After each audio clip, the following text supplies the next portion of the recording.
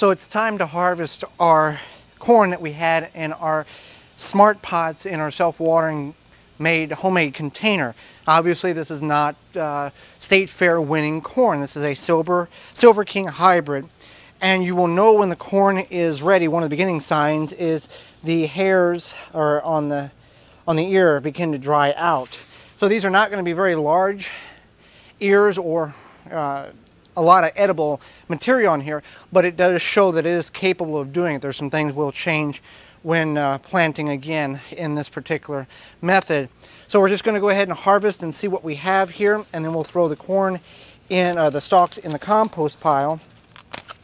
So we'll just pull this.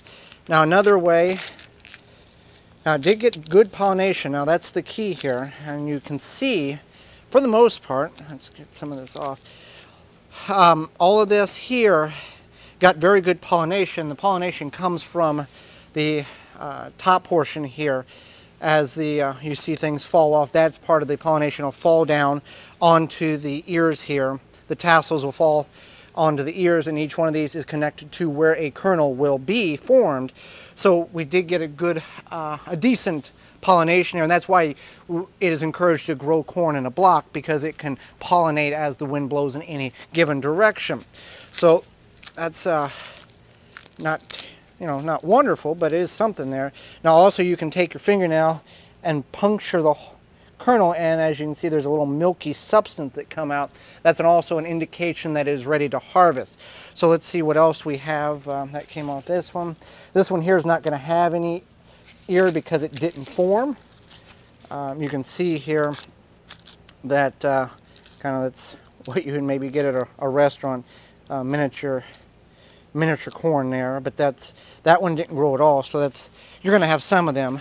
Let's see here. What about this guy? Again, this has got decent pollination. Obviously, you've got some up here that didn't pollinate. So I'm going to harvest the rest of them. Now, one of the things that we can do here to help increase the potential of having larger ears is we've grown in containers, put the water to it. Now, for us here in southeast Wisconsin, we've had very moist summer, but very cool nights and moderate days, not really hot days. Corn likes hot days and warm nights. So that is also a contributing factor to some of the results that we're seeing. And there's other results that we'll do further investigate when it comes to time to replant. So out of the 8 ears of corn, we got about 5 small ears. But also I want to take and I want to cut these stalks off here, and I want to tip and dump out the soil in the smart pot to show what air pruning is all about. There's little hairs coming through the outer portions of this bag. Now, this was sitting in water, so let's see what we...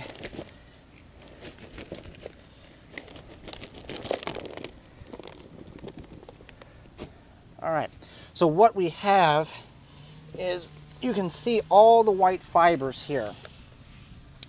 And what has happened is, when the roots hit the bag here, they air prune, which means they hit the side and then they spread apart and put even more fibrous roots on, and you don't get a root bound like you would in a normal pot. Let me see if I can...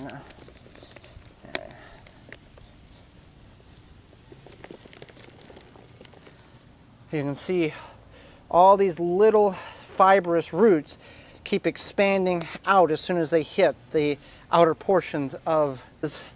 So it air prunes and you get more root development. Now, is this a success? Well, I don't know.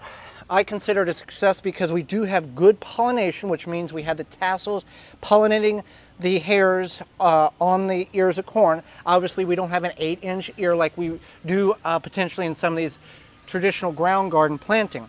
Will we do it again? Absolutely, because we can always modify and keep changing the methods upon which we are planting to show and to learn for ourselves how we can plant in a very small container and get ears of corn that is suitable for, an 8-inch, 9-inch ear of corn. So you can save these seeds, or you can go ahead, and what we'll do is we'll go ahead and butter these up and eat them.